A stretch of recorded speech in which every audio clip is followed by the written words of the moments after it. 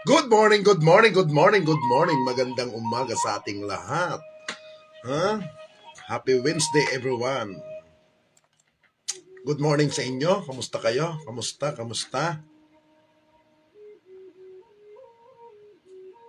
Mhm.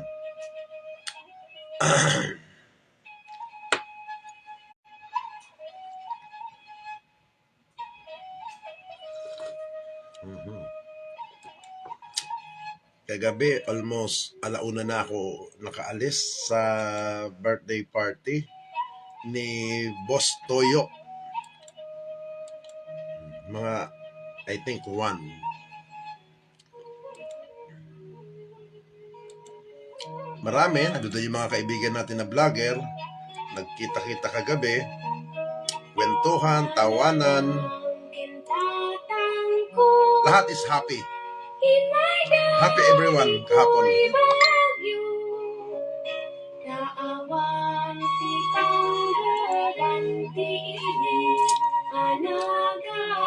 Yeah, magluto tayo ng ating tanghalian. Magluto tayo ng lunch.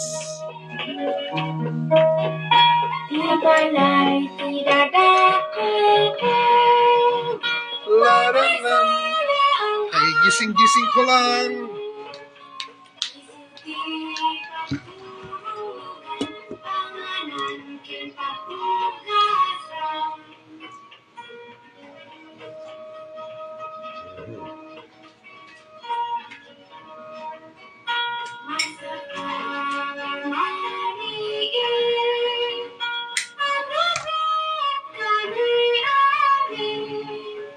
Nag-coffee na ba kayo ngayong umaga?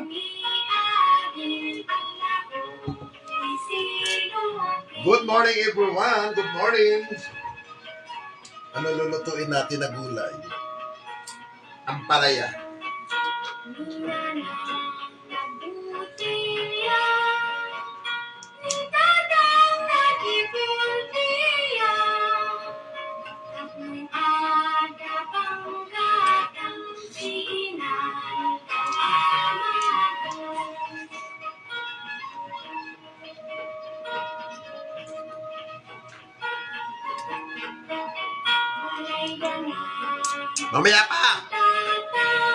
Mamaya pa ako maliligo. Bakit?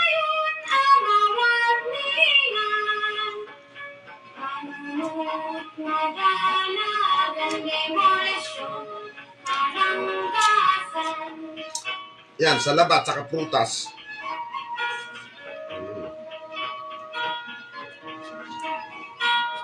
Ampalaya.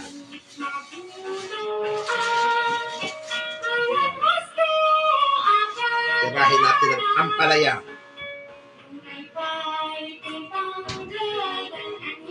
Magluto tayo ng ampalaya. Yan, tapos pritong isda. Yung isdang lulutuin ko. Yung espada. Yung ampalaya, igigisa ko yan dyan. Sa giniling. Pork giniling. Pork giniling.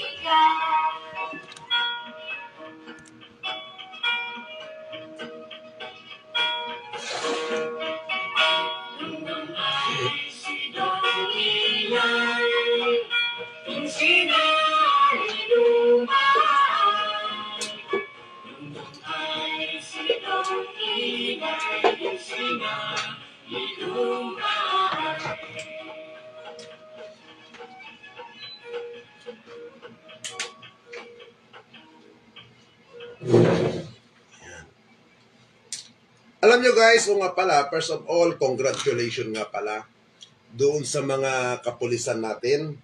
Oo. Kung daw nagkakamali, somewhere in Laguna. Oo. Yung may nahulihan na halagang 13 billion na halaga na droga. Or shabu, ika nga. Alam nyo, nakakabilib ang administrasyon ngayon. Oo. Lalo akong nabilib, pwede palang mangyari na magkaroon ng war against sa droga. Laban sa illegal na droga ang ating gobyerno.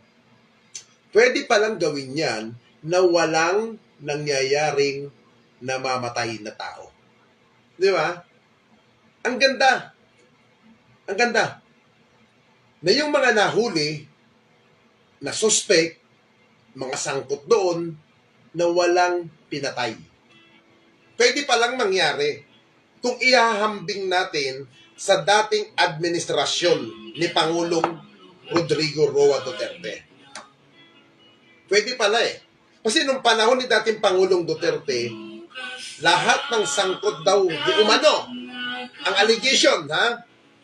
Ang sangkot daw di umano sa illegal na droga, pinagpapatay. Yun ang allegation noon panahon ni dating Pangulong Rodrigo Roa Duterte, mga kababayan.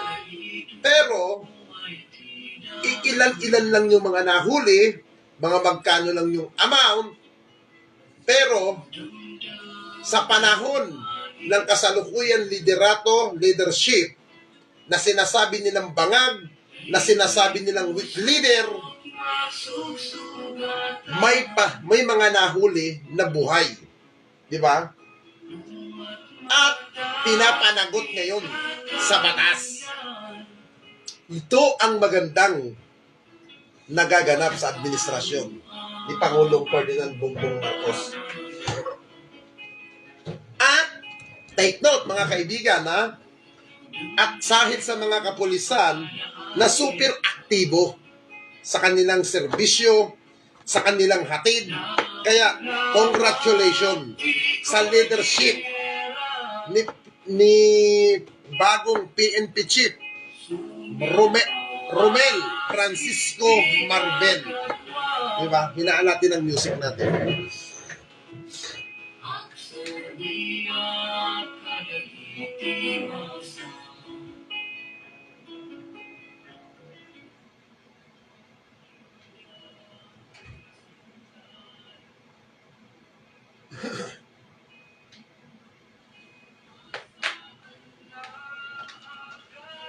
Diba? Ito guys, kung titignan po natin, yung mga nahuli nung nakaraan, nakakulong. In-interrogate na. Pero kung sa akin lang ako kung tatanungin, hindi na dapat binibigyan ng pagkakataon ng mga yan na mabuhay pa. Di ba? At least, dito sa administrasyon ni Pangulong Marcos, pinakikita nila na kayang-kayang lumaban ng gobyerno sa anti-illegal drugs na hindi pinapatay ang mga suspect. Bagkus binibigyan sila ng pagkakataon na mapanagot. Di ba? Mapanagot, pagdusahan ang kanilang ginawa na pagpapakalat ng illegal na droga. Di ba? Napakaganda. Di ba? Kung ikumpara po ninyo, tignan nyo to guys ha, Peter Lim, ng allegation, sangkot daw di umano sa illegal na droga, kumpare pa mismo ni dating Pangulong Duterte, hindi pinatay. Di ba? Hindi natin alam kung talagang sangkot o ano man yan, pero ang sinasabi nga ni dating Pangulong Duterte, pag ikaw ay dawit sa illegal droga, papatayin ka. Bakit yung kay Peter Lim? At yung ibang mga allegation na sangkot sa illegal na droga, bakit hindi na panagot ng dating administrasyon? Di ba? Samantalang yung mga maliliit na tulak na sangkot sa illegal na droga, nakatimbuwang na nakikita natin. Di ba? Na pinatay sa kalsada. Di ba? Sana magpatuloy itong ginagawa ng administrasyon na sugpuin ang illegal na droga at yung talagang makita natin na nahuhuli at buhay ang mga suspect. Para mapanagot nila at unti-unti nilang madama yung hirap na ginawa nilang kamalian. Di ba? Kayang-kaya naman pala na mapanagot na ma-arrest Bakit hindi ginawa yan na dating administrasyon? Ngayon natin maiisip, hindi kaya kalaban ito sa illegal na droga? ng mga taong dikit kay dating Pangulong Duterte. Kaya ang napag-iinitan yung mga taong walang kakayahan magprotekta sa kanila. Di ba? Tataka lang. Bakit puro maliliit ang napatay nung panahon? Ito na lang, nung panahon ni dating Pangulong Duterte, ako sabi ko nga, hinayra ko, kinuha ako nung panahon ni dating Pangulong Duterte. Hindi nila ito yung matatanggi eh. Hindi ito maidideny, hindi ito mapapasinungalingan. Nakasama ako sa nag-imbestiga sa war on drugs nung panahon ni Pangulong Duterte na ang aming tungkulin doon, ang aming misyon, maging favor sa administrasyon ni dating Pangulong Duterte. Na lahat ng investigation na gagawin namin ay palalabasin namin ay totoong sangkot sa illegal na droga yung mga taong napatay. Yun ang order sa amin. Wala kaming palalabasin na negative. Lahat positive na sangkot sa illegal na droga. May mga taong nakaprepare na i-interviewin namin kasi kasama ako dun eh. Kasama ako sa na-hire ng Malacanang through DILG nung panahon ni dating Secretary Mike Sueño. At nung panahon dati ni dating PNP Chief Ronald Bato de la Rosa. Kaya alam ko na na-experience ko. Now, doon sa mga ibang DDS na magsasabi, gawa-gawa mo lang, utang ina ninyo. Anong alam ninyo? Sa social media lang naman ang alam ninyo. Pero sa ground, hindi nyo alam.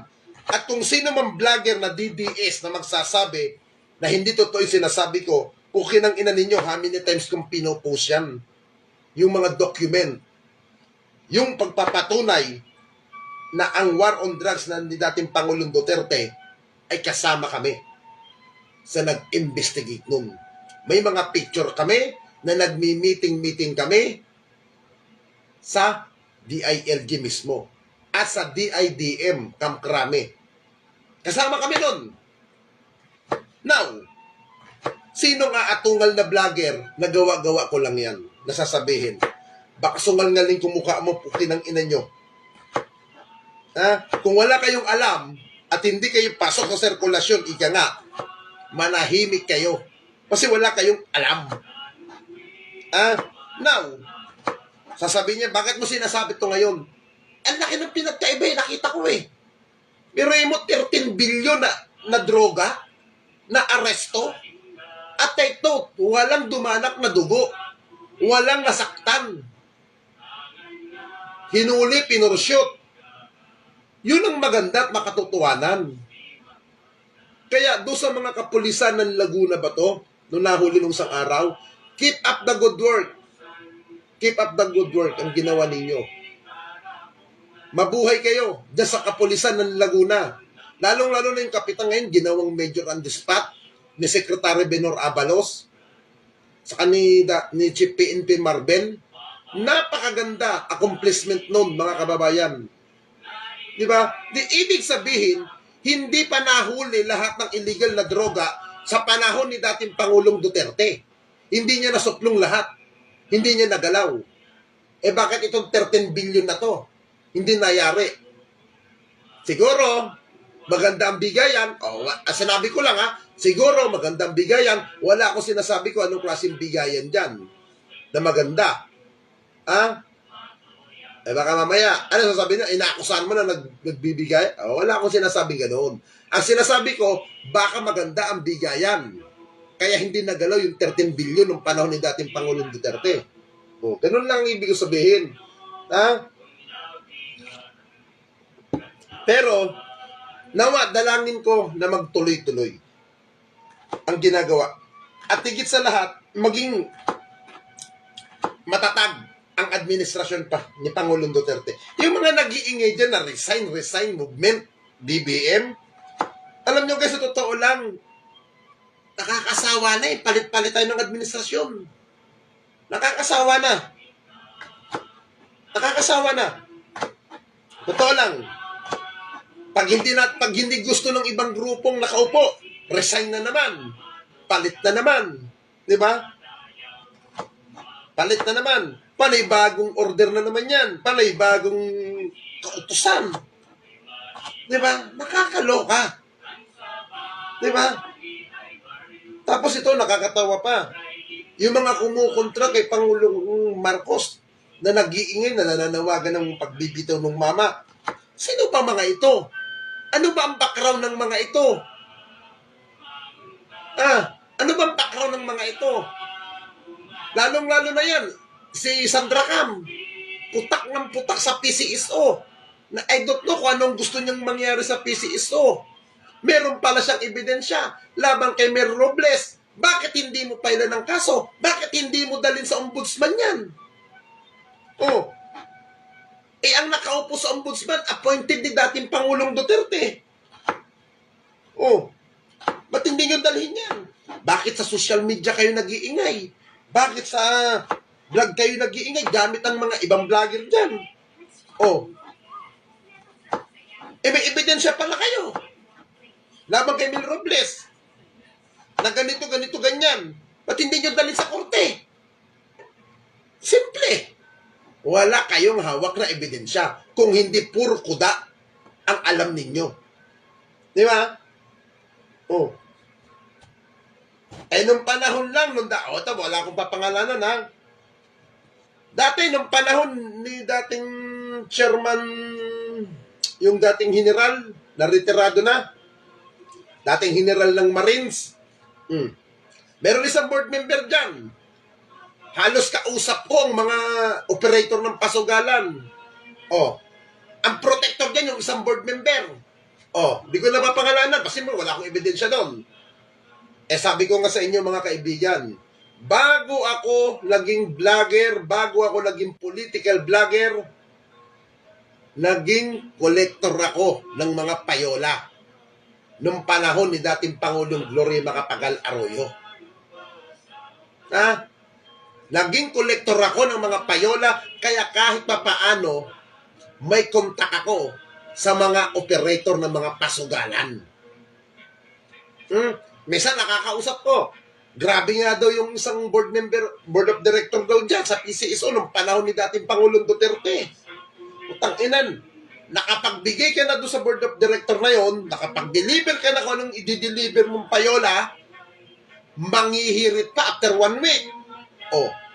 After 1 week, mambubura na naman yung board of director na yun. Ngayon na nagmamalinis. Na akala mo napakasantak, napakalinis ng kamay nung siya'y nasa pwesto.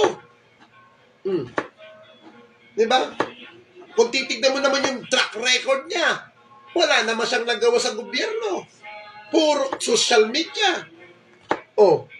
Nung nawala sa pwesto, nung natanggal sa gobyerno, ayon, nasarapan siguro at gusto niyang makabalik para makagawa na naman kung anong gusto niyang gawin na kabalbalan. Ayun, nag-iingay ang gaga at ang gago. Di ba? Gamit ang ibang vlogger na mga bobo. Gamit yung mga bobong vlogger na DDS daw kuno. Pero nung panahon namin, as defender ni Digong, hindi namin kayo nakikita. Hindi namin kayo nakakasama. Hindi namin kayo nakakahalubilo ng mga panahon na yun. Tapos ngayon, magpapakilala na kayong DDS. Bullshit! Tigil-tigilan nyo ng mga kaimpokritohan ninyo. Totoo lang. Ito na nga lang, simpleng hamon ko sa mga ibang political vlogger na kontra sa gobyerno. Simple lang ang hamon ko sa inyo na, di ba? Magdilitan tayo ng YouTube. Magdilitan tayo ng Facebook account. Hindi nyo magawa. Bakit? Kasi dyan kayo nagkakakwarta. Di ba? Maliban sa pagpapakalat ng kung ano-anong kaululan, kaletsihan, pinagkakakitaan ninyo. Di ba? Kaya tigilan ninyo. Tigilan ninyo yung magpanggap na makabayan. Kinang ina ninyo, makabayan pala kayo, makabansang Pilipinas pala kayo. Pero yung pro-China, puro depensa kayo.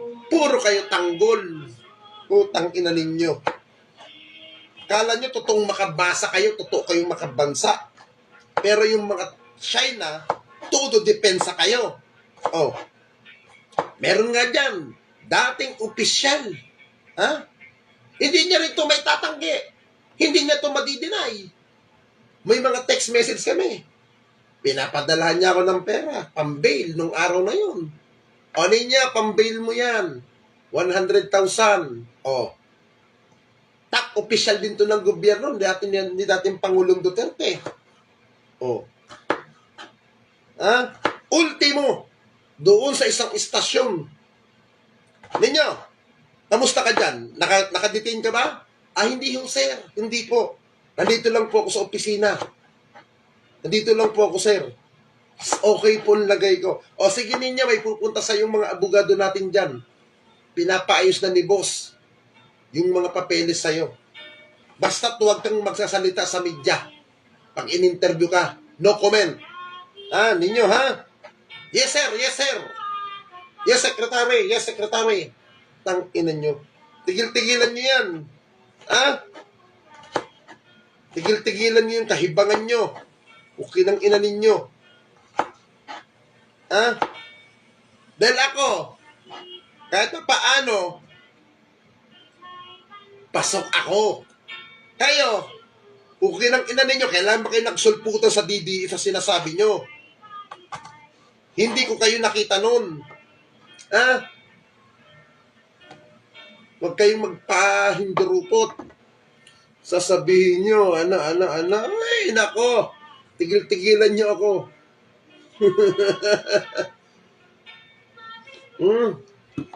Huwag tayo magpaka-impokrituhan, mga buwakan ng ina ninyo. Nasaan na yung nag-iingay?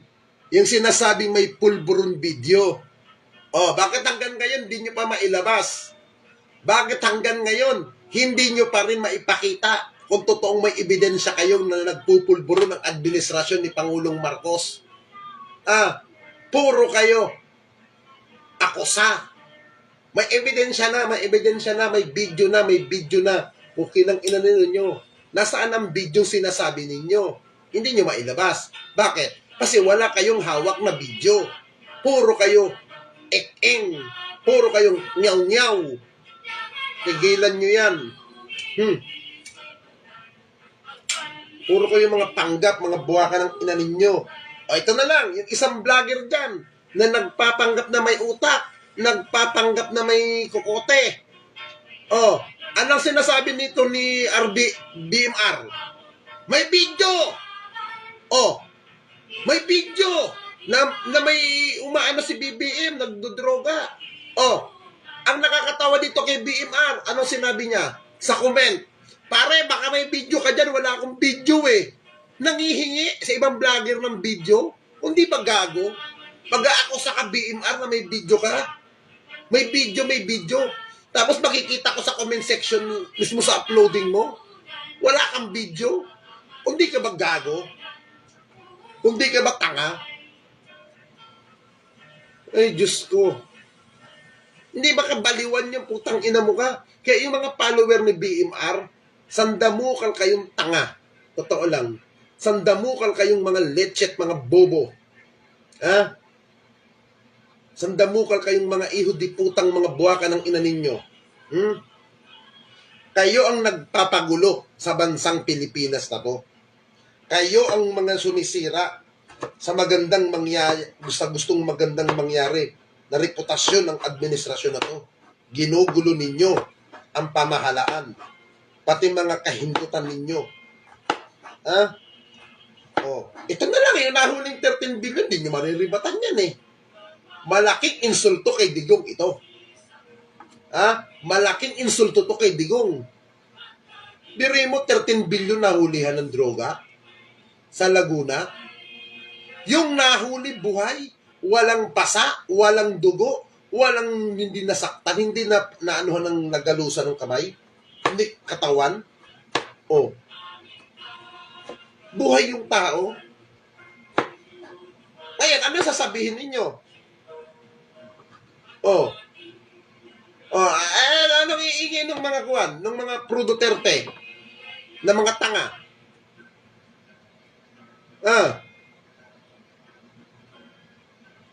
Nasaan yung ano ninyo? Hindi nyo kayang ribatan. Kasi nga, mga bobo kayo. Mga bobo. Karamihan mga DDS vlogger di putang ina. Mga tanga naman talaga yan. Maliban sa tanga, mga bobo. Tigilan nyo nga ako.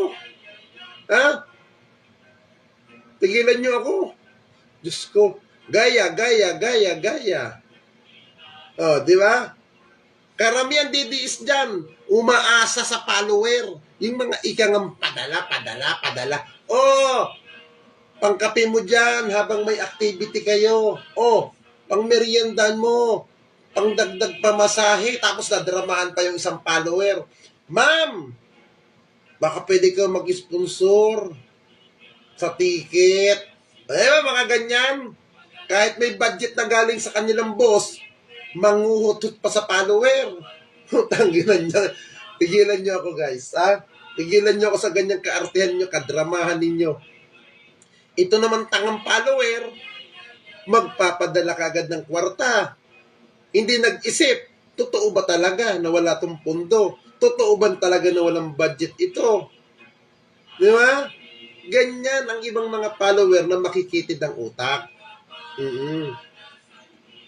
Kumita na sa GCash, kumita na sa YouTube, kumita na kay Facebook, pati follower, nahututan pa. Di ba? Tapos na nakakatawa nito, nagsasalita mismo kapartido ng dating administrasyon na talaga may agreement, may kasunduan. Tapos yung isang opisyal dati ng administrasyon, pinapasinungalingan. Diyos ko. Tapos yung isa naman, tinatutunayan na talaga may agreement. Tapos una pa, dinay-dinay pa si dating Pangulong Duterte. Bandang huli, nadulas din naman. Sasabihin, may agreement niya. Di ba? Alam nyo, kung may malasakit kayo kay dating Pangulong Duterte, kung may pagrespeto kayo kay dating Pangulong Duterte, isa lang ang gawin nyo sa kanya. Bigyan nyo siya ng katahimikan. Bigyan nyo siya ng kapahingaan dyan sa Davao. Kasi sa sobrang undugaga ni dating Pangulong Duterte, hindi ang iniisip niya, baka ibigay siya ng kasalukuyan administrasyon, baka makipagkontrata, baka ilaglag siya ni Pangulong Marcos na ibigay siya sa ICC. Ayan. Kung ano ng mga iniisip, di nag-iingay yung matanda na wala na sa lugar ng mga pinagsasabi. Pating mga hindi natin alam na baho pala ng dating administrasyon, lumalabas na unti-unti. Ngayon yung mga tangang defender na kahit hirap ng iribat, todo pa rin gawa ng kwento nang wala na sa lugar. Diyos ko po. Di ba? Tapos akusahan nyo. Accusation ng mga DDS vlogger. Nabayad daw ang mga vlogger na dumidepensa sa administrasyon. Ito challenge ko. Magtinginan tayo ng mga bank account natin. At yung mga bank account, kasi ang bayaran kasi dyan, sa dating administrasyon, bank to bank ang binibigay na pera. Padala. Tignan natin kung sino saan connected yan. Di ba? Kung kaninong mga tao yan. Di ba? Kahit sa GCash. Di ba? Kahit sa GCash. Bakit ko alam? Kasi, galing ako dyan sa loob Pasok ako dati sa Duterte administration. Kahit na malilit na vlogger dyan, kinuha na para lang magdepensa-depensa na rin Ang tunay na sumusuporta sa administrasyon, ang tunay na nagmamalasakit sa bayan, vlogger ka man o hindi vlogger, kung alam mo ang dinidepensa mo tama, hindi mo kailangan bayaran. Diba? Lalong-lalo na yung isang kalbo dyan na panot, yung banat bay, okay ng inang yan. Huwag ako, Byron. Tigilan mo ako sa kalihindutan mo. Sabihan mo ako kung hindi ka bayad, kung hindi tayo magkakilala. Ha? Pero, magkakilala tayo, alam mo, sa paa, ulo at paa mo, magkakilala tayo, hindi mo ako mauulol na hindi ka bayad. Ha? Yung pondo nga, para sa mga vlogger na dapat na nireleasean mo, hindi mo nirelease. Dahil may ginawa kang vlogger na pa-ultimo kapatid mo, ginawa mong vlogger. Pati yung patay gutom mong tao mo. Oo, napiling media na rin ngayon. Na si Dada, nakupal, nabugaw. Ha? Bugaw na si Dada. Di ba?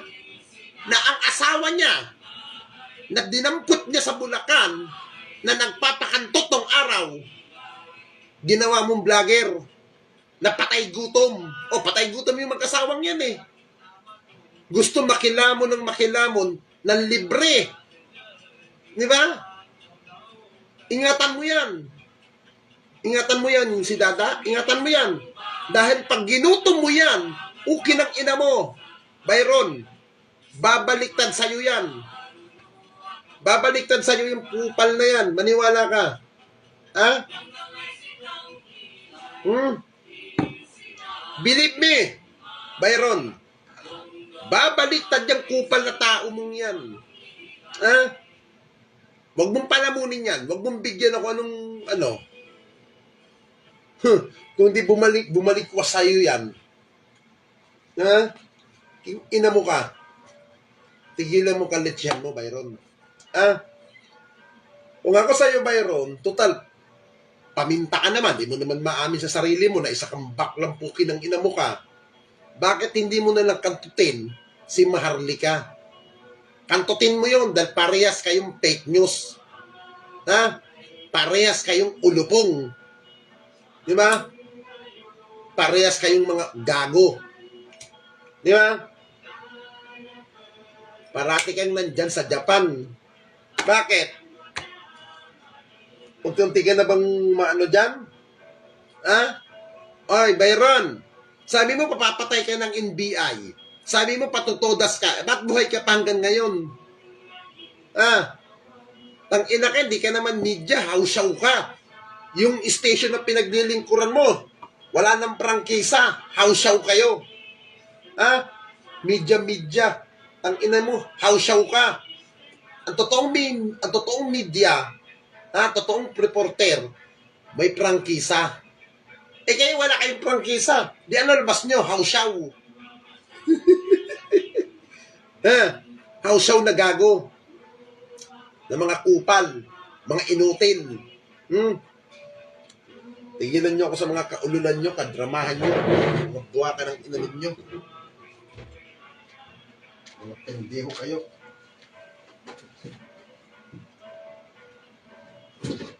Mga kahindutan.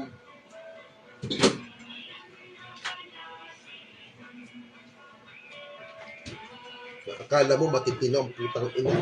Mga dakilang siraulo naman kayo.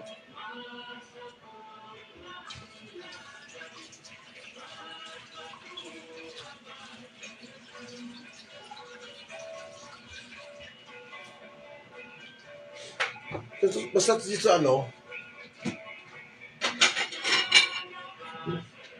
yung iba kasing political vlogger na hindi naman talaga vlogger, nakabili lang ng cellphone, natuto lang kumuda sa social media, inako ng vlogger. Inako ng vlogger sila. Okay ng ina. Tapos pagyayabang. Malaki ang follower ko. Malaki ang views ko. Okay lang ina. Ngayon kung malaki follower mo, lahat ba yun na sumusunod ba sa'yo yan? Ito na lang, Byron. Di ba malaki ang follower mo? Nasa kalahating milyon na pinagmamayabang mo. Ito ang tanong ko naman sa'yo, Banat Bay. Bakit pag tuwing eleksyon, tumatakbo ang party list ninyo ni Mocha? Bakit hindi manalo? Bakit ang layo ng bilang sa follower mo? Bakit hindi yung follower mo hindi ka binuboto? Majority ng follower mo. Kasi alam ng mga follower mo na isa kayong ulol. Di ba? Kaya hindi kayo sinusuportan ng follower nyo. Di ba? Di ba pakatotoo tayo mayroon? Di ba? Bakit hindi ka binoboto ng follower mo? Na pinagmamalaki mo, malaki ang follower mo. Malaki ang bilang ng subscriber mo. Eh bakit pag election, butata ang party list nyo? Oh. Huwag mo sabihin na dinaya kayo. Kasi under kayo ng Duterte administration nun. Oh. Di ba? Ba't hindi kayo makalusot? Oh. Simple. Di ibig sabihin, hindi rin kayo gusto ng mga follower nyo. Oh. Nagkaroon lang ng follower, sasabihin, ay, gamitin natin sa politika. Oo, para mapakinabangan natin. Utang ina, mga ambisyoso. Di ba? Tigilan yung mga kalhindutan ninyo. Ha? Tigilan yung mga kapunyetahan ninyo, mga puki ng ina ninyo. Huwag na kayo mag-ambisyon na mag-party-party list, Byron. Ha? Ang gawin mo na lang, banat bay, magjakul ka na lang. Ha? Nang ang tamod mong bulok na pumapasok sa kokote mo dahil bulok ang tamod mong puki ng ina mo ka, nang mabawasan, jakulin mo ang bayag mong los-los. Buisit ka. Ha? O, ito, ngayon umaga lang. May nag-message sa akin. Tauhan ng mga Duterte. Bakit ko daw sinira yung figure? Bakit ginanon ko daw? Eh, anong masama doon sa figure? Property ko yun. Pag-aari ko yun. O, si Digong ba talaga yun? O, may batas ba na nagbabawal doon? Wala. O, tigilan nyo nga kahindutan nyo. Tigilan nyo yung kaletsihan nyo. Huwag tayo mag-ululan. Diyos ko. Yung sinasabi nyong weak leader, yung sinasabi nyong bangag, eh mas bangag pa kayo eh. Kasi, kaya nyo sinasabi sa Marcos administration niyan, kasi hindi na kayo makaporma. Yung ginagawa nyo kasi dati, hindi nyo magawa ngayon. Sa bagay, hindi ko kayo masisisi. Nakatikim kayo ng medyo ginhawa eh. Di ba? Nakatikim kayo ng power na ngayon biglang mawawala. Di ba? Kaya hindi kayo masisisi. Tapos ang sagot pa ng iba dyan, wala daw utang na loob ang Marcos administration sa Duterte. Diyos ko po. Tigilan nyo ang kagaguhan nyo yan. Ha? Tigilan nyo yung mga paniniwala yung kaululan na ganyan.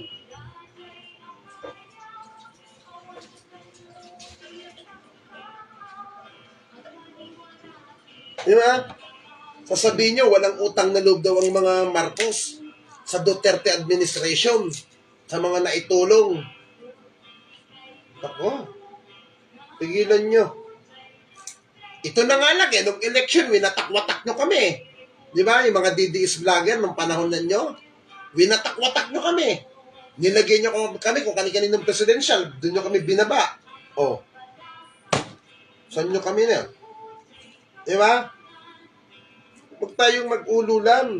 Siguro kung ang Marcos administration ngayon, tumatango-tango sa dating administrasyon, tapos sumusunod-sunod at nagiging sunod-sunuran, siguro I think hindi aabot sa punto yan na mag-aaway ang dalawa.